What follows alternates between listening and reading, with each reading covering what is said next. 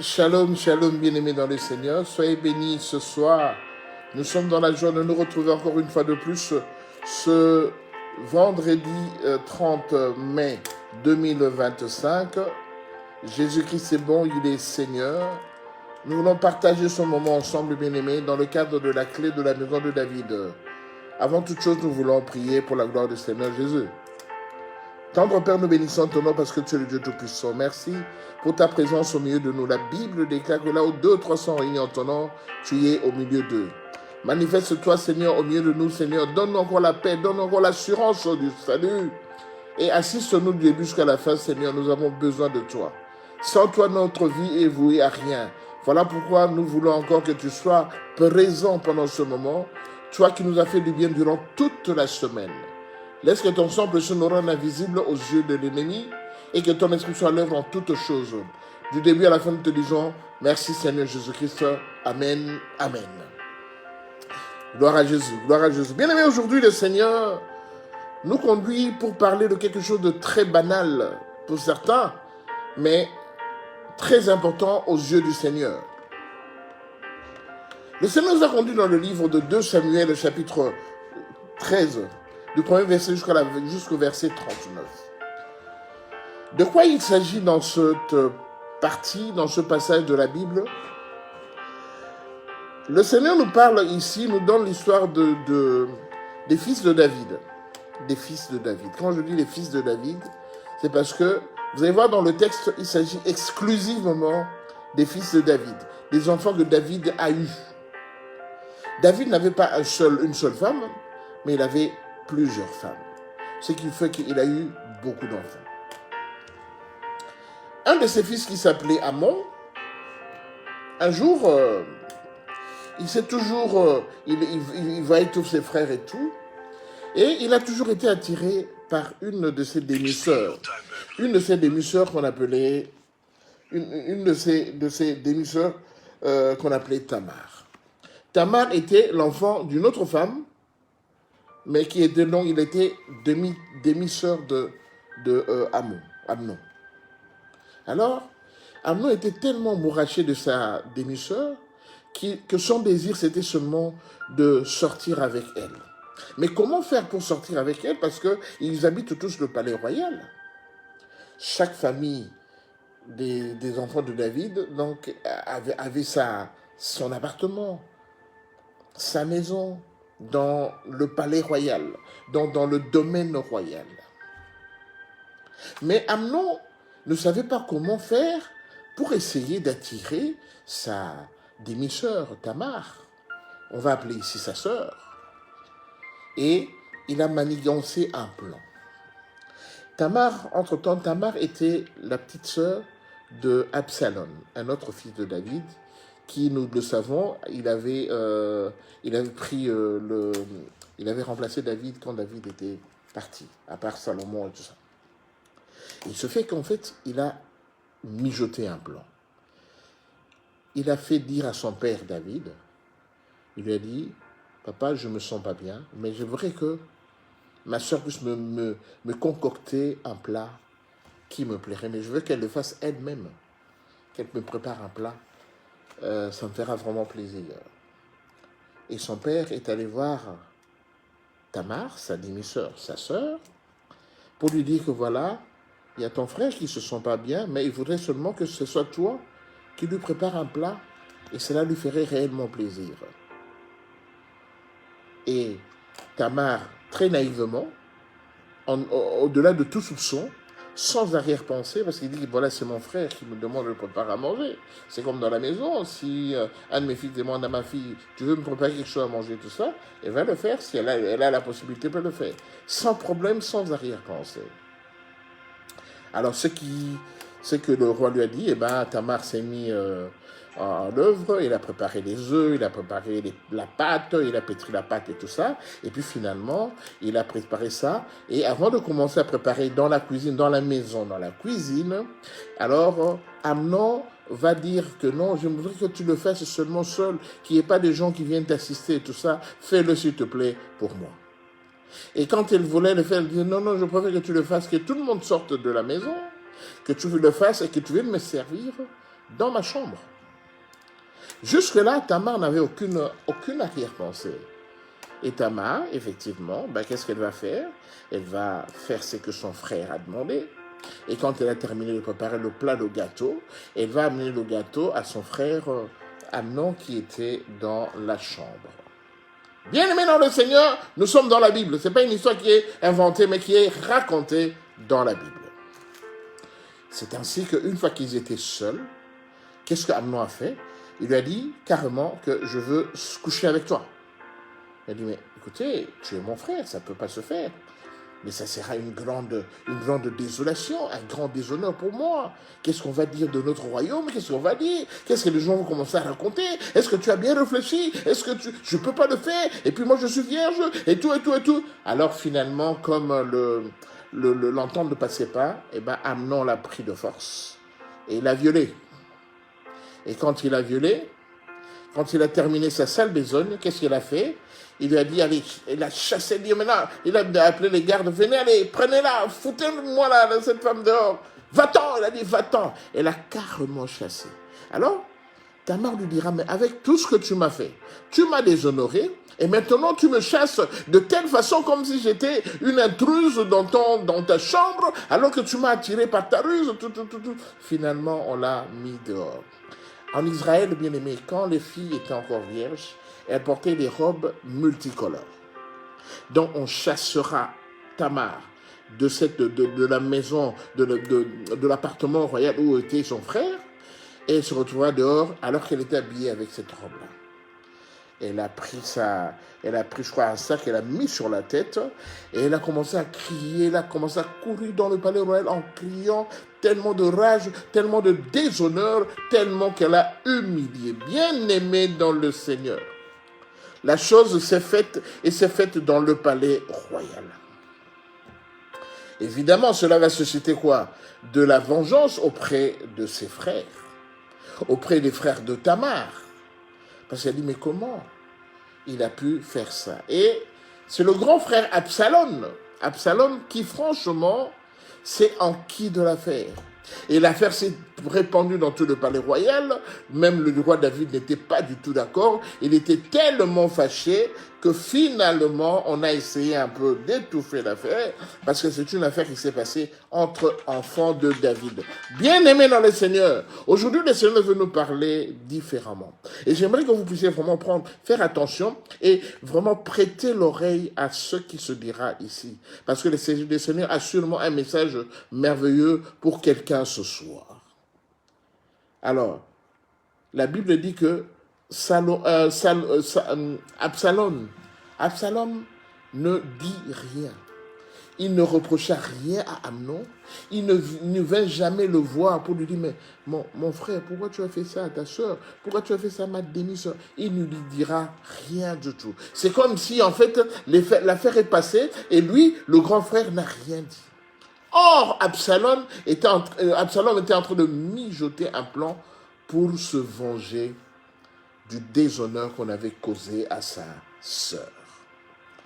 Et la Bible dit que 3 ans après, je dis bien, l'histoire est passée, mais 3 ans après, Absalom, il dira à son père David, il dit, je veux organiser une partie, je veux organiser une soirée, une fête, en l'honneur de tous les membres du palais royal. Je veux aussi t'inviter, toi, papa, si tu peux venir à cette fête, tout ça. Alors on dit, mais non, écoute, pourquoi moi je viendrai à cette fête? Tu l'organises, tu le fais, si tu veux, avec tes frères, mais moi, je ne vois pas pourquoi je dois absolument être là. Mais si, il faut être là, tout ça. Il a insisté, mais le roi n'a pas voulu y participer.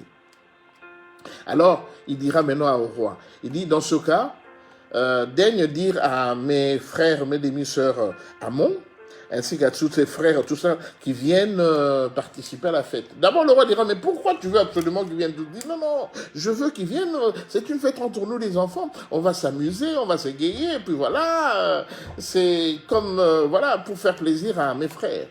Et le roi lui dira, ok, d'accord, le roi passera le message, et puis ce jour-là, Absalom, comment on appelle, Amnon, au-delà de tout soupçon, Amnon, qu'est-ce qu'il fait? Il vient avec ses frères.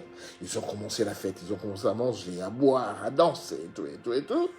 Et Amnon, pour lui, l'histoire était oubliée, l'affaire était passée, voilà. On n'en parlait plus, c'était fini. De toute façon, ça fait 3 ans que l'histoire est passée et que voilà, il n'y a jamais eu de représailles par rapport à ça. Donc pour lui, tout était bien, tout était passé. Or, bien aimé, la colère était dans la tête de Absalom. Absalom n'avait jamais partagé à Amnon cette humiliation qu'il avait causée auprès de sa petite sœur. Comme on dit dans le monde, la colère la vengeance est un plat qui se mange au froid. Et Absalom avait ça dans la tête. Il ne pensait qu'à une seule chose, lui rendre le mal qu'il avait commis à sa sœur. Et pendant que la fête battait son plein, Absalom va chercher ses gardes. Il va dire, voilà, allez me prendre Amnon, isolez-le quelque part et tuez-le. Bien-aimé dans le Seigneur, les gardes n'ont fait qu'exécuter l'ordre qui leur a été donné par leur chef Absalom. Ils sont allés pendant que tout le monde s'est guéri, pendant la fête, le bruit et tout ça, ils ont juste kidnappé, enlevé Amnon et ils sont partis et ils l'ont tué. Et quand ils l'ont tué, ça s'est vu de tout le monde qui était dans la fête. Alors c'était le branle-bas de combat, c'était le sauve-qui-peut, parce que quelqu'un a été tué. Tout le monde a commencé à fuir. Les frères de Amnon, sans même essayer de voir qui était mort, tout ça, ils ont couru, ils ont pris leur cheval et ils sont repartis vers le palais royal. Et on va annoncer à David, le roi, que voilà, la fête a mal tourné et maintenant il y a eu des émeutes, il y a des gens qui sont morts et tout ça, et nous on a fui et tout. Le roi David a essayé d'abord de vérifier l'information, et quand il a bien vérifié l'information, en fait, il se fait qu'il n'y a pas eu beaucoup de gens qui étaient morts, il y avait seul Amnon qui était mort, tué par on ne sait pas qui. Et subitement, bien aimé, à partir de cette histoire, Absalom, qui était l'organisateur, c'était le maître, celui qui était à la cause, le meurtrier principal, qui avait donné l'ordre qu'on puisse tuer son frère, et bien Absalom s'enfuit auprès de l'un de ses grands-pères pour aller s'abriter là-bas. La Bible dit, bien aimé dans le Seigneur, le roi ne pouvait pas contenir sa douleur. Le roi David ne pouvait pas contenir son mal parce que ça le rongeait tellement. Il a commencé à pleurer, il a commencé à faire son deuil. Il a pleuré, il a pensé à tout ce qui pouvait arriver. Il a regardé ses enfants, il a dit, mais pourquoi Amnon? Pourquoi Amnon? Et la Bible dit que pendant tout ce moment, Absalom, qui était parti à Guéshur, et là, il s'était abrité là-bas, il est resté là. Et la Bible dit que quelques années après, le roi s'était consolé. Quand il s'est enquis réellement, quand il a fait son deuil par rapport à son fils Amnon, et bien, le roi maintenant, la Bible dit qu'il a cessé de poursuivre Absalom parce qu'en fait, il était consolé de la mort d'Amnon. Bien, mais voilà l'histoire dans le livre de 2 Samuel, chapitre 13. Mais qu'est-ce que le Seigneur veut nous dire? Le Seigneur nous a permis d'intituler cet enseignement « Après cela ». Après cela. Après quoi? Après cela. Vous savez, le après cela ne s'accorde pas par rapport à ce texte-ci. Après cela, on l'a donné parce que c'était le début, les deux mots, les deux adverbes qui commencent ce verset 13. Mais on a dit après cela parce qu'on sait de comprendre ce qui est arrivé. C'est parce qu'il y a eu un avant cela. Mettons-nous d'accord. Ce qui est arrivé à Amnon, que Absalom vint tuer son frère Amnon, c'est parce qu'il y a eu un avant cela. Voilà pourquoi nous avons intitulé ceci « Après cela ». Après cela, voilà ce qui est arrivé. Parce qu'avant cela, il y a toujours des antécédents qui ont fait en sorte que Absalom tua Amnon, et qui ont fait en sorte que Amnon avait violé sa sœur Tamar. Bien-aimé dans le Seigneur. Aujourd'hui, le Seigneur nous enseigne quoi? Il nous dit que ce qui est arrivé, C'est parce que l'instigateur de toute cette histoire, la personne qui était la promotrice de tout ce qui est arrivé auprès de ses enfants, c'était bel et bien le roi David. Bien-aimés, souvenez-vous le roi David. Celui-là que Dieu l'appelait l'homme selon mon cœur. Dieu aimait beaucoup David parce que David avait un réflexe. David savait qu'il était rempli des démons de l'impudicité.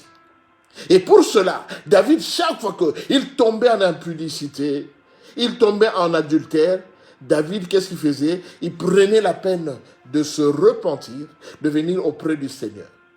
Mais il se fait que, bien nous avons connu 2 cas d'adultère que David avait commis et qui étaient restés réellement, non, un cas d'adultère, pardon, et qui est resté réellement et qui dit et qui montre et qui parle de qui était le roi David. C'est un cas d'adultère que nous tous nous connaissons par rapport à la vie du roi David. C'est le fait que David était parti avec la femme d'Uri, Bathsheba. David, qu'est-ce qu'il a fait? David avait vu. Il avait fait le voyeurisme quand il était au palais royal. C'était à Jérusalem. Le palais royal à Jérusalem, parce qu'en ce moment, bien aimé, Israël était divisé en deux royaumes. Il y avait le royaume du nord et le royaume du sud. Et bien aimé, Jérusalem était au milieu. Et Jérusalem, était libre. Et David était venu s'installer à Jérusalem. C'est pourquoi quand vous allez à Jérusalem, on va voir, vous allez visiter ce qu'on appelle la cité de David. Donc, c'est tout un quartier qui appartenait au roi David. Parce que les 2 parties d'Israël, en haut, au nord, et puis en bas, au sud, étaient occupées. Et David n'avait le règne qu'au milieu, à Jérusalem, qui est le milieu d'Israël. Quand vous regardez la carte d'Israël, vous allez bien aimer, vous allez voir que Jérusalem est située au milieu. Et le palais royal, quand vous allez visiter Israël, pour ceux qui vont aller visiter, ou pour ceux qui ont déjà visité, quand vous sortez du mur de lamentation, quand vous avez été au mur de lamentation, en sortant du mur de lamentation, eh ben, le palais qui est devant vous au milieu, c'était ça le palais royal, où David avait lorgné de ses yeux, où David avait fait le voyeurisme quand il avait vu Bathsheba en train de se laver. Et c'est ça qui l'a poussé à faire tout pour éloigner son mari Uri, l'envoyer au champ, alors qu'il n'était pas temps d'aller au champ. Et il savait que quand il envoyait son mari Uri au champ, Uri allait y rester et donner sa vie. David le savait.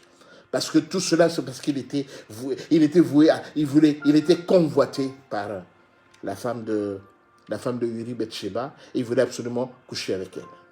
Nous connaissons tous l'histoire que David avait couché avec Bathsheba. Uri est allé au front, Uri a été tué, et David a pris Bathsheba, il a vécu avec Bathsheba. Bathsheba est tombée enceinte, il a eu un enfant, mais cet enfant est décédé. Bien-aimé, David ne voulait pas se repentir par rapport à cet enfant. Et le Seigneur enverra le prophète Nathan, pour le conscientiser que tu as mal fait, tu as mal agi. C'est toi qui es à la base de la mort de Uri. Confesse tes péchés. C'est ainsi que, bien-aimé, David avait confessé ses péchés. Bien-aimé, mais les autres femmes que David a eues après, David n'a pas confessé les péchés de ces femmes-là. Il a nui à beaucoup de gens. Même Abigail, la femme de David, Abigail, c'était la femme de quelqu'un d'autre. Le mari, son nom ne vient pas à l'instant, mais ce mari-là, on l'appelait qu'il était fou. Nabal, oui, Nabal. Abigail était la femme de Nabal, et Nabal, qui voulait dire qu'il était fou.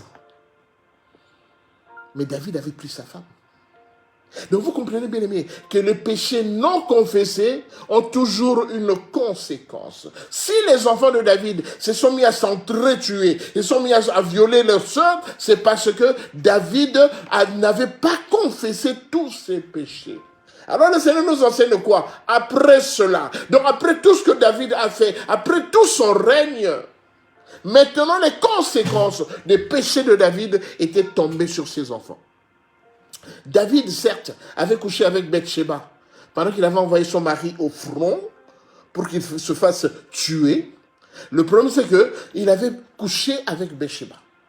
C'était justement, il est venu parce que lui, comme il était roi, il exerçait une influence royale que Bathsheba ne pouvait pas refuser.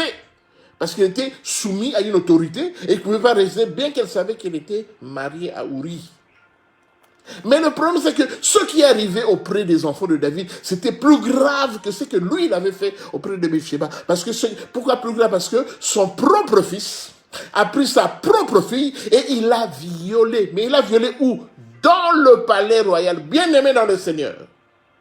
On dit toujours, hein, une faute avouée est à moitié pardonnée. Mais auprès du Seigneur, le Seigneur dit que quand tu confesses une faute, un péché, il est juste et fidèle pour te pardonner et pour te purifier de toutes tes iniquités. Mon frère, ma soeur, le Seigneur nous enseigne quoi ce soir? Il dit que tu as des péchés qui n'ont pas été confessés. Les conséquences de ces péchés-là, bien aimé, ça n'ira pas ailleurs. Peut-être que ça ne te dérangera pas, mais ça va déranger ta descendance. Bien aimé, comprenez que la descendance de David était une descendance en péril. Mais ça a été même pire que ce que David avait fait. Vous savez, la Bible dit, hein, parmi les malédictions, la Bible dit que tu auras une fiancée et quelqu'un d'autre couchera avec elle. Et vous savez ce qui est arrivé? Le Absalom là, le fils de David, Absalom, ce qu'il avait fait plus tard, il est allé coucher avec toutes les concubines de son père. Vous comprenez ça? C'est-à-dire que les femmes de David, Absalom, celui qui avait tué Amnon, il est allé coucher avec toutes les concubines de son père. Mais quel déshonneur, quelle humiliation, parce que l'origine, le péché d'origine n'a pas été confessé. Et cela se transmet maintenant auprès de toute la descendance. Vous savez, la Bible dit que donc c'est comme la barbe de Aaron. C'est-à-dire que quand il y a une onction qui descend sur la barbe de Aaron, donc ça descend et ça touche tous ceux qui sont proches de Aaron, toute la descendance de Aaron, tous ceux qui travaillent avec Aaron, tous les subalternes de Aaron, tous les hommes forts de Aaron, tous ses bras droits. Bien-aimé, le péché de toi le Père, le péché de toi la maman, toi qui es le géniteur ou la génitrice de ces enfants, tes péchés, s'ils ne sont pas confessés, eh bien, ça va toucher ta descendance. Ça va aller au niveau de ta descendance, même au niveau de tes arrière-petits-fils. Ça va les toucher parce qu'ils n'ont pas été confessés. Bien-aimés, ne blaguons pas avec la Bible. La Bible dit, dans le livre de Apocalypse, chapitre 3, la Bible dit que je punis l'iniquité de père en fils, dans Deutéronome, excusez. Je punis l'iniquité de père en fils jusqu'à la 3e et à la 4e génération de ceux qui le haïssent. Le Seigneur dit, il punit l'iniquité. Pourquoi il punit l'iniquité? Parce que ce sont des iniquités que les instigateurs, les géniteurs, les parents n'ont pas confessées et le Seigneur punit ces iniquités. Il le punit. Bien-aimé dans le Seigneur, bien-aimé, mettons-nous d'accord. Mettons-nous d'accord. Il est temps, bien-aimé, de compléter, d'arranger les choses, bien-aimé. Il est temps d'arranger les choses, bien-aimé. Ne nous laissons pas aller comme ça parce que le Seigneur nous rappelle à l'ordre. Le Seigneur nous rappelle à l'ordre. Bien-aimé, bien-aimé, tu es la 40e génération de tes parents, de tes grands-parents, tu es la 40e génération. Aujourd'hui, tu subis des choses, c'est parce que il y a des péchés qui n'ont pas été confessés. Vous savez, bien-aimé, nos parents ne connaissaient pas la Bible. Nos parents, très peu étaient des chrétiens. Très peu. Très peu étaient des chrétiens. Alors, vous imaginez le nombre d'iniquités que nos parents ont commis. Ce qu'ils ont commis, bien aimé, aujourd'hui c'est nous qui subissons. Parce que la parole de Dieu, elle est comme telle. La parole de Dieu, elle est irrévocable. La parole de Dieu, elle est comme telle, bien aimé. Elle ne changera pas. Bien aimé, ne crois pas qu'aujourd'hui tu es devenu chrétien.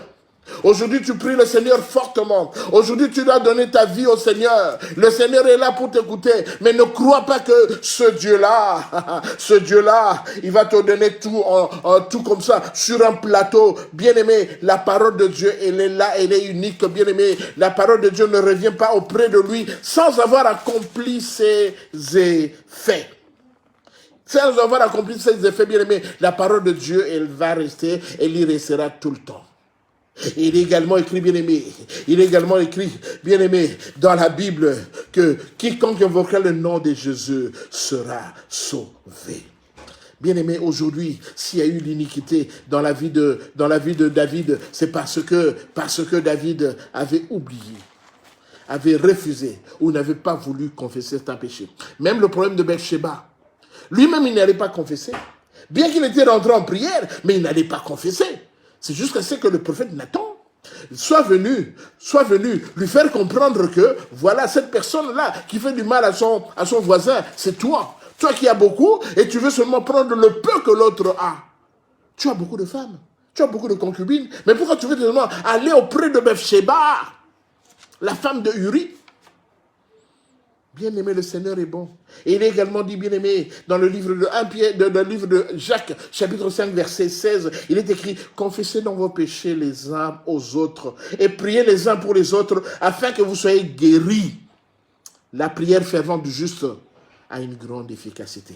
Mon frère, ma soeur, pense d'abord à tes parents. Je parle de ma génération. Pense à tes parents. Pense que tes parents n'étaient pas des chrétiens. Pense à tous les péchés qu'ils ont commis. Et aujourd'hui, tu subis parce que ce sont des péchés que nos parents n'ont jamais confessés. Et maintenant, pense à toi maintenant. Pense aux péchés que tu commets, pour lesquels tu n'as pas confessé. Pense à cela, parce que sinon, cela va attaquer tes enfants. Après cela, les conséquences sont négatives.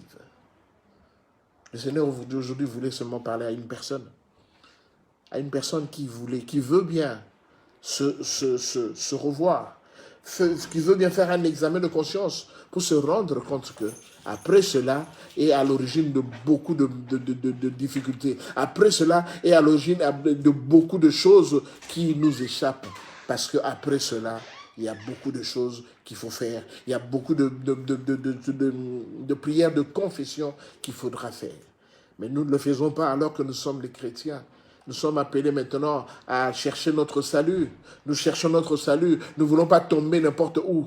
Mais après cela, bien-aimé, pense, réfléchis, pendant qu'il est encore temps. La Bible dit, quand tu entends sa voix, n'endurcis pas ton cœur.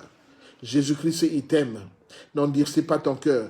Il est venu pour que tu puisses comprendre que lui, il veut ta paix, il veut ta joie.